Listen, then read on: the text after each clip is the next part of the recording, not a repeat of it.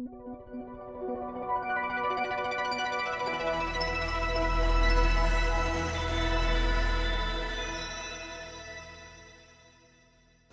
you very much, and that was an absolutely fantastic talk. And I'm usually the fluffer, but thank you. That was just brilliant. And I'm hoping. So I'm a clinician, okay. So I'm going to give you there's no mathematical equations in my talk, although I was going to do that. So I'll tell you what I'm going to do. I'm going to give you a very brief history of PEP. And then I'm going to do some real-world clinical cases to highlight some of the current guidelines that we have. And then suggest that PEP is a very, very underutilized prevention tool. And how could PEP act as a gateway to PrEP? And then for those that are stopping PrEP poorly. And then I'm going to review some of the current guidelines. And I didn't realize that the previous speaker was involved in one of the guidelines that I'm writing. So that is that I'm talking about. So that was fantastic. And one of the things I'm going to talk about is expansion of community PEP and also task sharing. So that's the whistle-stop tour of what I'm going to talk about. Now, this is actually where I got most of my data from, and I didn't realize, apart from being a Premier League football coach, that he said that post-exposure prophylaxis to prevent HIV acquisition has been recommended for over 3 decades, but remains underutilized. Now, if you haven't read this book, I'd highly recommend it. Or you might like to see this paper by Ken Mayer, which is a really good overview of the use of PEP and some of the challenges that exist. So, and we've just heard this. So what is the current situation? 3 ARVs, less than 24 hours, brackets less than 72. And I think after that last talk, he put 48 for 28 days. And I think that the key, and this was in the talk before, but absolutely clinically essential, is that the timely access to PEP is the most crucial factor in PEP effectiveness. And so this is why we have got, if we're looking at global prevention, we need to think about how we are going to implement and get people's access to PEP. So PEP regime of 2 drugs can be effective, but 3 drugs are prepared. I told you that he did all my work for me in the previous talk, and is recommended for a 28-day course. Okay, so how did we get to this, apart from mathematical modelling? So back in the day, 1996, a case control study looking at HIV seroconversions in people with occupational exposure. And we very quickly found out that zidovudine PEP could decrease the risk of HIV acquisition by almost 80%.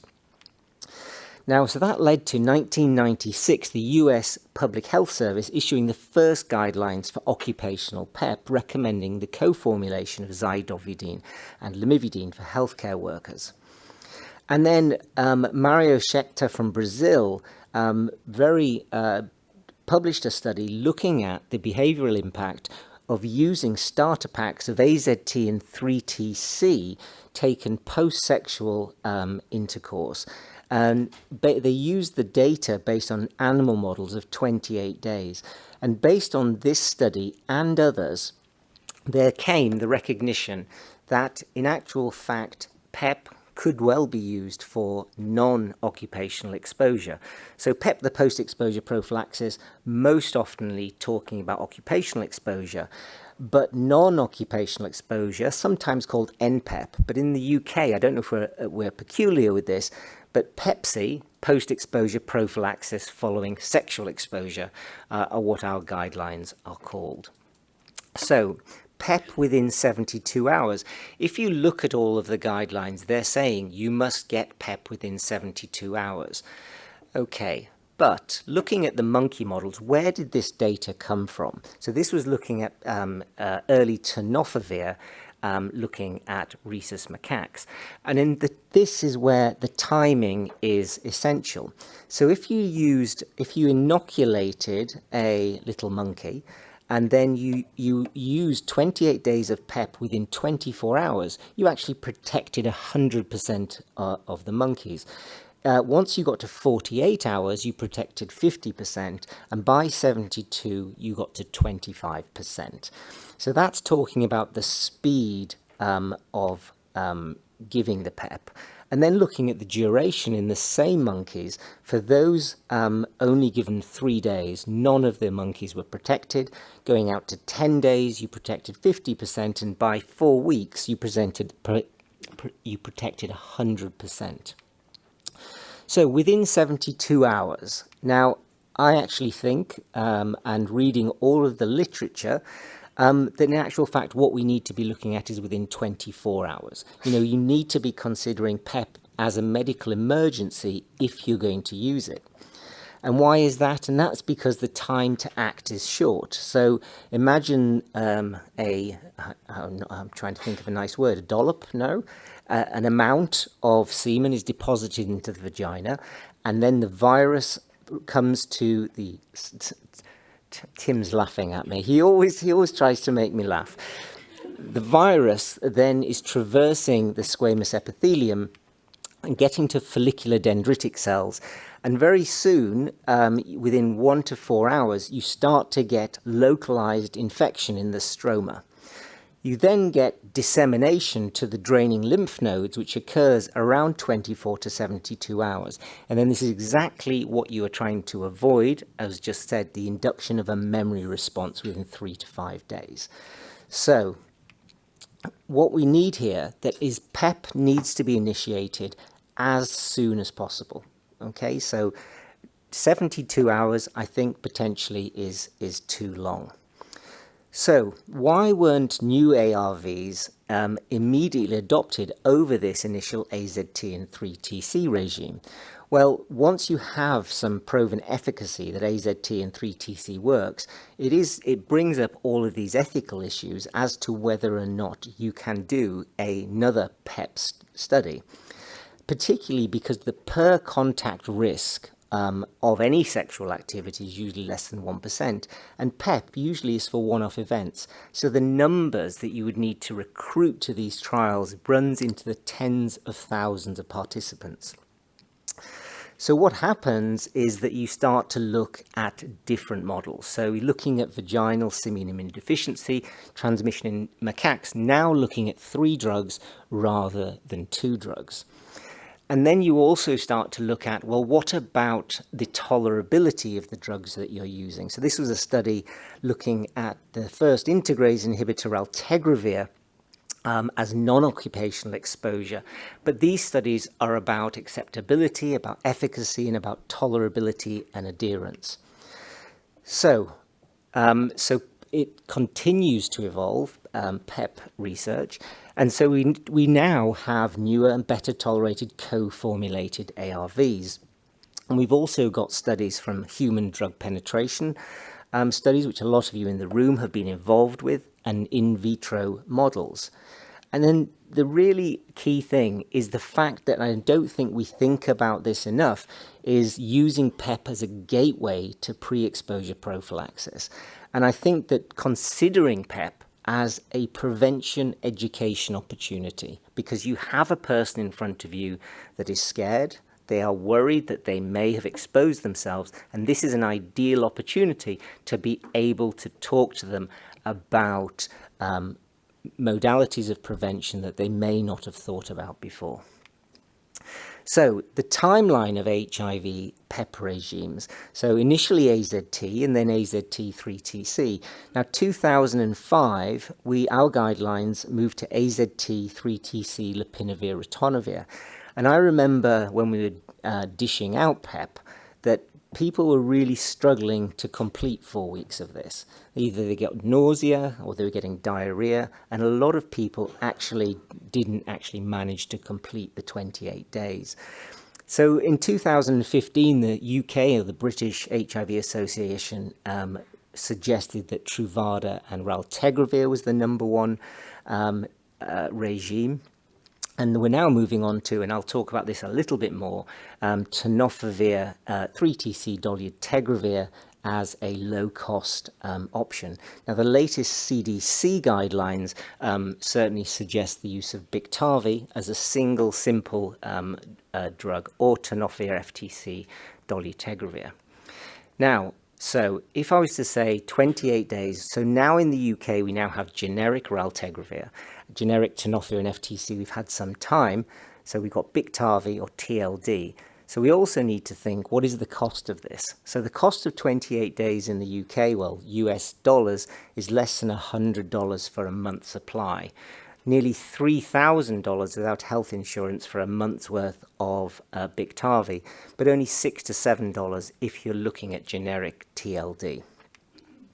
Now, accidents happen, condoms break. So I'm now going to take you on a journey to where I was last Wednesday. And on Wednesdays, I sit I'm the supernumerary supervisor in a sexual health clinic. That sounds very grand, but in actual fact, I sit in what is most like a toilet.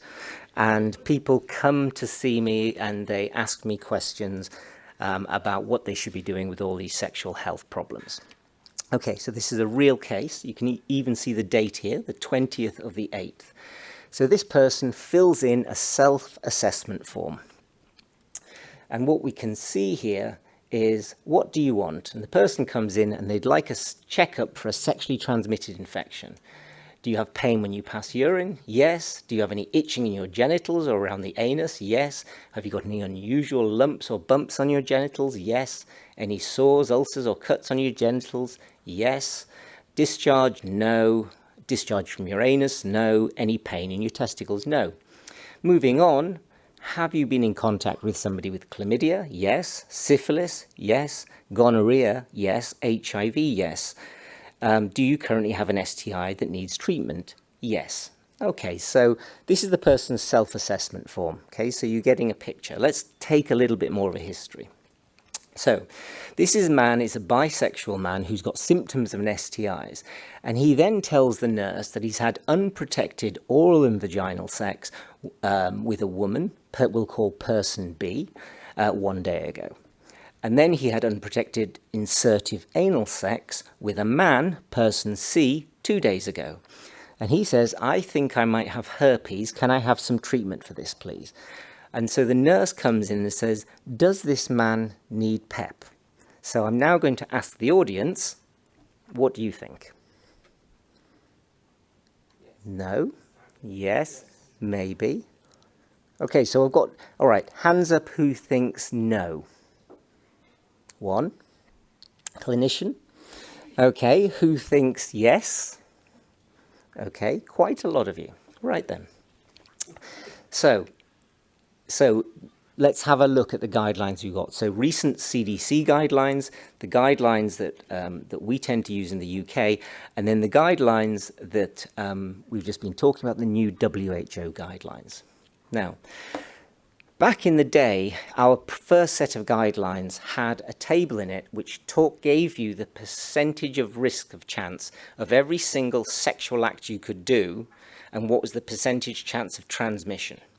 Then you had the percentage chance of the person that you were having sex with and the country that they were from and what the prevalence was in that country. And so you got this incredibly multiplication formula. And I was sitting there going, okay, so it's 0.01 times 0.002 times 0.1. Therefore, the risk in this case comes out at, and I couldn't remember what that meant. You've got 1 in 10,000 chance. Therefore, should we use it? Shouldn't we use it?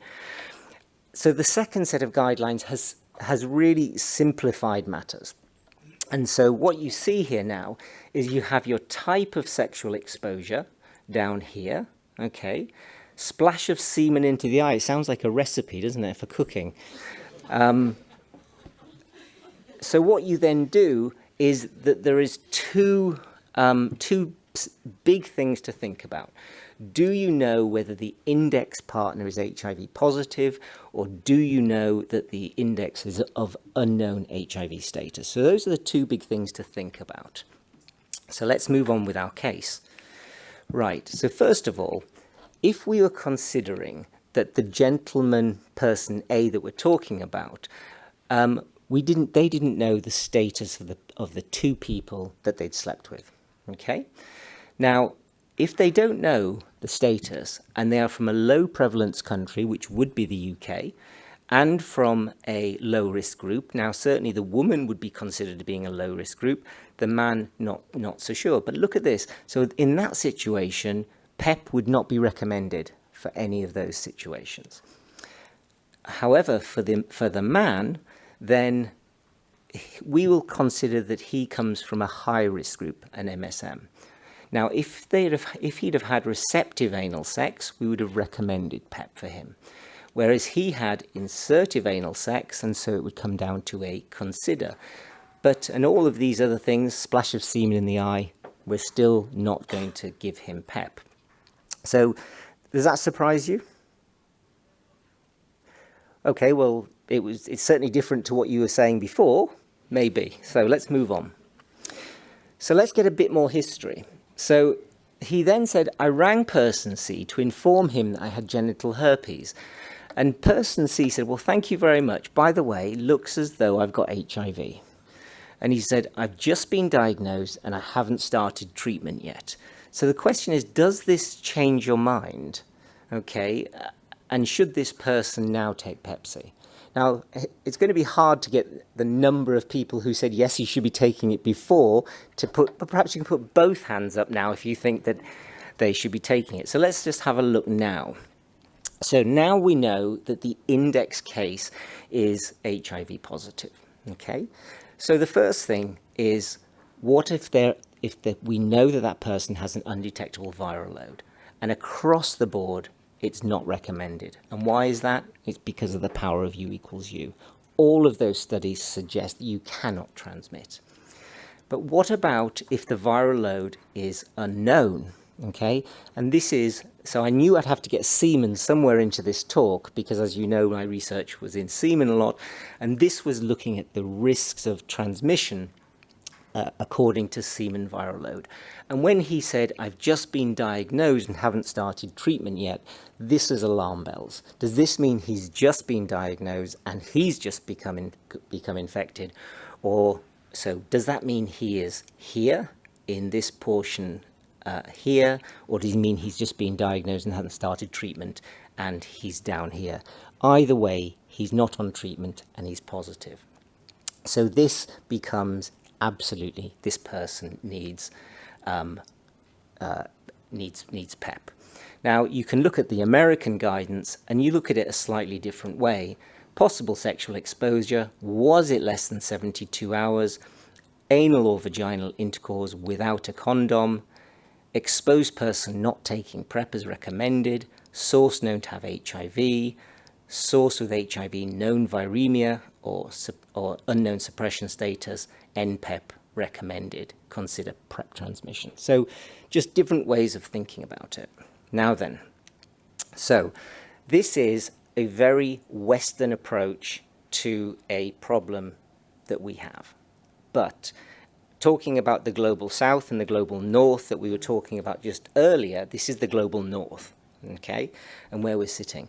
Let's now consider something different. Let's consider the global south. A person gets exposed to another person in where there is a high prevalence of HIV. That person probably needs PEP. What if that person lives in rural Zambia? Okay, you want PEP within 24 hours. The nearest city is 36 hours away. It's just not going to happen. Okay, so the latest recommendations are very much that PEP needs to be given in community settings if you're really trying to get people to take this. And then the other thing is task sharing. And so that is, are we waiting to see somebody like me who's sitting in their toilet deciding whether or not you need to give PEP to somebody? Well, you don't. We know now from rollout programs that people are very, very effective at giving antivirals. They just need a pathway to follow. And you can make a very straightforward pathway. So we're talking about having to use PEP in community settings, having to task share, and then thinking about PEP as a bridge to PEP and PrEP, and thinking about it as an education opportunity. So as the WHO guidelines say, there were clear benefits in providing PEP in community settings to increase access and in a setting that potentially can reduce stigma. And then again, why can't pharmacists do this? Why can't trained lay people do this, nurses as well as clinicians? So we then look the other way. So what about people who are already taking PrEP? And what about those people who are taking PrEP who have lapses in adherence? What about those individuals that just discontinue PrEP altogether? So this is where, and what about those people who are taking long-acting PrEP who discontinue it altogether? And so this again is where the WHO guidelines come in and give a little bit of suggestions. About what if the person is taking oral PrEP and discontinues it. So if you've taken 4 to 5 doses in the last week, well, you don't really need to use PEP, and that's in the data that we all know from IPREX study, etc., etc. And then it goes on to, well, what about if you're using CAB-LA? What if you're within your 7 days, then you don't need to it. But what if you stopped it a month ago? Are you still protected? What if you stopped it 4 months ago? Are you still protected? Would PEP be the right thing to do in those situations if somebody had a high-risk exposure? So, very, very short talk. Hopefully I've talked about a very brief history of PEP, using a real-world case to describe some of the current guidelines we're using in the global north. I do think, having had to think about this talk a little bit more, it does make me feel that PEP is a very underutilised prevention tool. And I do think, having thought about it some more, that it is a really natural gateway into PrEP. Reviewed some very briefly of the WHO guidelines and suggested that if we are going to expand the use of PEP, it needs to be within community settings and with task sharing. And I'll stop there. Thank you.